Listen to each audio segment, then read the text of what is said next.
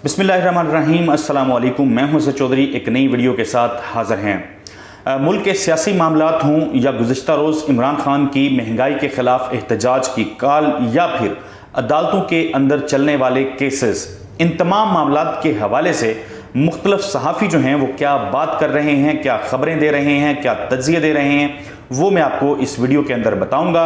सबसे पहले जो मैं तज़किरा करने जा रहा हूं, जो एक बहुत बड़ी खबर है, वो शेयर की है सदर हैं इस्लामाबाद प्रेस क्लब के, सीनियर सहाफ़ी हैं, तज्ज़ियाकार हैं अनवर रज़ा साहब। उन्होंने ये ख़बर जो है ये ब्रेक की है और उनका कहना है कि ज़िमनी इंतख़ाबात में 20 में से 18 नशिस्तें हासिल करने के लिए खुफिया मुलाकातें जो हैं वो की जा रही हैं।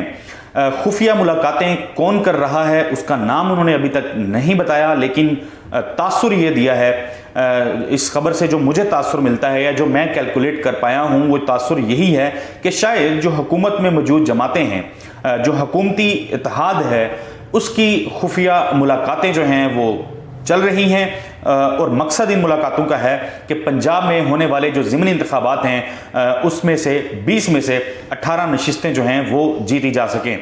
सदीक जान जो हैं वो एक बहुत अहम मामले के ऊपर लिख रहे हैं। खुर्रम दस्तगीर साहब, वफाकी वज़ीर खुर्रम दस्तगीर ने बताया था कि हुकूमत तब्दील करने का वाहद मकसद ये था कि इमरान खान जो केसेस बनाने जा रहे थे उन केसेस से जान छुड़वानी थी, क्योंकि अगर इमरान खान की हुकूमत रह जाती तो फिर जो है वो केसेस में हमें सजाएं होनी थी, हमारे बहुत सारे लीडर्स जो हैं वो नाअहल हो जाने थे और सलाखों के पीछे चले जाने थे। इसी हवाले से सदीक जान राना सनाउल्लाह के एक इंटरव्यू के हवाले से लिख रहे हैं कि राना सनाउल्लाह ने खुर्रम दस्तगीर के मौक़िफ़ की तस्दीक और तायीद की है। राना सनाउल्लाह के मुताबिक नून लीग को बता दिया गया था कि इमरान खान किसको आर्मी चीफ बना रहे हैं और इसी एक तैनाती को रोकने के लिए मुल्क को तबाही और बर्बादी के दहाने पर लाया गया। सवाल यह है कि वो कौन था जिसने नून लीग को ये सब बताया। अब ये बड़ा अहम मामला है कि आर्मी चीफ कौन होगा, आर्मी चीफ की तकर्री ये खालिस्तन वज़ीर आज़म जो होते हैं उनका इस्तेहकाक है, उन्होंने इस हवाले से फैसला करना होता है। तो इमरान खान वज़ीर आज़म थे, अगर वो खुद फैसला नहीं कर सकते कि उन्होंने किसको आर्मी चीफ लगाना है तो फिर वो किस चीज़ के वज़ीर आज़म थे। खैर, सदीक जान कहते हैं कि राना सनाउल्लाह ने जियो पर बैठकर दोबारा मौक़िफ़ दोहराया कि नवाज शरीफ ने डॉन लीग्स में जो कहा था वो बिल्कुल ठीक था, मतलब तब की कोर कमांडर कॉन्फ्रेंस जो है उसका एलामिया गलत था।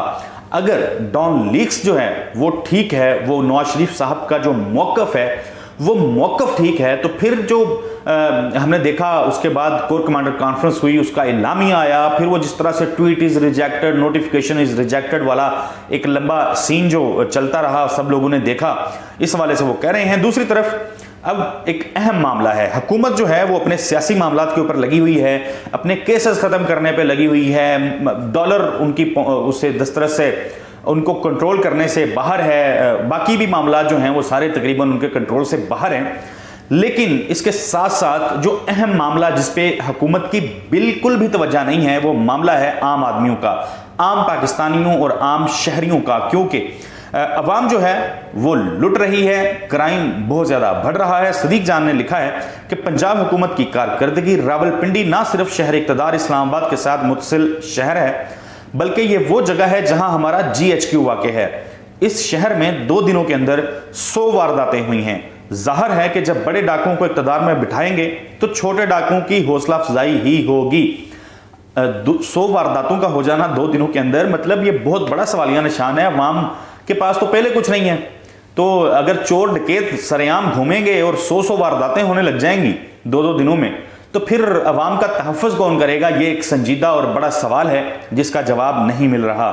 खबर घुमन कल इमरान खान साहब की जो एहतजाज की कॉल थी उस हवाले से लिख रहे हैं, वो कहते हैं कि खान साहब ने एक से ज़्यादा दफ़ा यह साबित किया है कि पाकिस्तानियों की एक अच्छी तादाद उनके साथ है और वो तादाद ना सिर्फ इंतखाबात मांग रहे हैं बल्कि वो कहते हैं कि वो सिर्फ इंतखाबात मांग रहे हैं, बेहतर हाल इंतखाबात ही हैं जिसकी डिमांड PDM वाले भी करते हैं।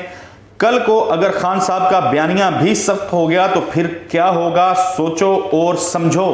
बहुत से लोग इस हवाले से लिख रहे हैं कि अभी इमरान खान सिर्फ ये कह रहे हैं ایک استعفیٰ مانگ رہے ہیں کہ وزیر اعظم شہباز شریف جو ہیں ریزائن کریں, گھر جائیں, الیکشن اناؤنس کریں. لوگ یہ لکھ رہے ہیں کہ اگر عمران خان نے مختلف استعفے مانگنا شروع کر دیے تو پھر حالات کہاں جائیں گے, یہ ایک بڑا سوال ہے. اطہر کاظمی کہتے ہیں ڈالر 210 سے بھی اوپر چلا گیا. ڈالر جو ہے وہ آج 214 روپے تک پہنچ گیا ہے, 214 روپے. ان کے لیے اچھی خبر, جن کی سیاست پاکستان لیکن جائیدادیں, بینک اکاؤنٹس امریکہ, برطانیہ, فرانس اور سوئٹزرلینڈ میں ہیں, ان سب کی دولت میں اضافہ ہو رہا ہے. ایسا ریٹرن کسی اور کاروبار میں ملتا ہے؟ باقی پاکستانی تو پہلے ہی لوڈ شیڈنگ, مہنگائی وغیرہ سے رجیم چینج انجوائے کر رہے ہیں.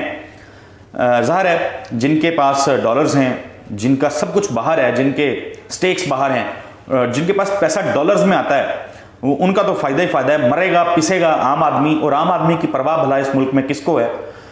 پھر وہ کہتے ہیں, احسن اقبال صاحب ابھی فرما رہے تھے کہ خطے کے دیگر ممالک میں بھی کرپشن اتنی ہی ہے جتنی ہمارے ہاں, لیکن وہ اس کے باوجود آگے نکل گئے ہیں. پہلی بات, کرپشن کے باوجود کون سا ملک سنگاپور بن گیا؟ دوسری بات, آخر کرپشن کا دفاع کیوں ضروری ہے؟ یہ کیوں نہیں کہا جا سکتا کہ کرپشن ناقابل قبول ہے؟ یعنی احسن اقبال توجیحات پیش کر رہے ہیں, جی کرپشن ہے, باقیوں میں بھی ہے, وہ ترقی کر رہے ہیں, ہم بھی کر سکتے ہیں. یعنی لوٹ مار کو, کرپشن کو, عوام کے پیسے لوٹنے کے بھی دلائل دیے جا رہے ہیں اس حوالے سے بھی. عبد القادر ہیں, عبد القادر نے آج لکھا ہے, ٹویٹ ان کا میں شیئر جو انہوں نے لکھا ہوا تھا, ٹویٹ کیا ہوا تھا, وہ میں پڑھ رہا تھا, جس میں مراد سعید کا کمرہ عدالت کے اندر ایک جذباتی مکالمے کے حوالے سے وہ انہوں نے لکھا. میں نے کہا میں آپ کے ساتھ شیئر کرتا ہوں. مراد سعید جو ہیں, انہوں نے آج جب عدالت میں وہ پیش ہوئے تو انہوں نے ایک جذباتی مکالمہ کیا. وہ کیا تھا؟ وہ کہتے ہیں جج صاحب کو مخاطب کرتے ہوئے کہ پاکستان میرا گھر ہے اور میں اس کا مالک ہوں, کوئی کرائے دار نہیں. جو لوگ بغاوت کے فتوے بانٹ رہے ہیں انہیں یہاں بلائیں. کیا وہ میری آنکھوں میں آنکھیں ڈال کر کہہ سکتے ہیں کہ وہ مجھ سے زیادہ محب وطن ہیں؟ محب وطن کون ہے جی, غدار کون ہے؟ یہ فتوے بانٹے جاتے ہیں, پاکستان کی ایک لمبی تاریخ ہے. یہ فتوے بانٹنے والے کبھی کس کے خلاف فتویٰ دے دیتے ہیں, کبھی کسی کے خلاف فتویٰ دے دیتے ہیں, اور اس کے لیے لوگوں کو استعمال کر لیتے ہیں. یہ سلسلہ آج نہیں تو کل جا کے کہیں نہ کہیں ختم ہونا ہے. اس کے بغیر, اس کو ساتھ لے کے, یہ غداری کے فتوے ہاتھوں میں اٹھا کے آپ آگے ویسے ہی چل نہیں سکتے. تو کب ختم ہوگا یہ دیکھنا ہوگا. ہماری زندگیوں میں ختم ہوگا یا ہمارے بعد ختم ہوگا, ختم اس کو ہونا پڑے گا, یہ ختم کرنا پڑے گا. اور یہ مقبول جان صاحب کہتے ہیں کہ 10% ووٹر خواتین اگر کسی حلقے میں ووٹ نہ دیں تو حقوق نسواں کے سیکولر جمہوریے شور مچاتے ہیں اور الیکشن کمیشن انتخابات کالعدم قرار دے دیتا ہے. NA 240 میں صرف 91.49% ووٹروں نے ووٹ نہ دے کر سب سیاسی پارٹیوں اور جمہوریت پر لعنت بھیجی ہے. اب کرو کالعدم یہ انتخاب, بلکہ پوری جمہوریت. بات ان کی ٹھیک ہے جی. کراچی میں NA 240 میں 91.49% لوگ ووٹ کاسٹ کرنے کے لیے نہیں آئے, اور اس انتخاب کی کیا حیثیت رہ جائے گی جس میں یعنی 91% لوگ ووٹ ہی نہیں کر رہے. صرف 9 لوگوں کے فیصلے جو ہیں, وہ بھی 9 لوگ, جو جیتا ہوا ہے اس کے پاس بھی پورے حلقے میں سے صرف 2% لوگوں کے ووٹس ہیں. 2% لوگوں کے ووٹس کے ساتھ ایک بندہ آ کے آپ کا نمائندہ بن جاتا ہے. یہ ہے ہماری جمہوریت کی حقیقت. مجھے اگلی ویڈیو تک کے لیے اجازت دیجیے. اللہ حافظ.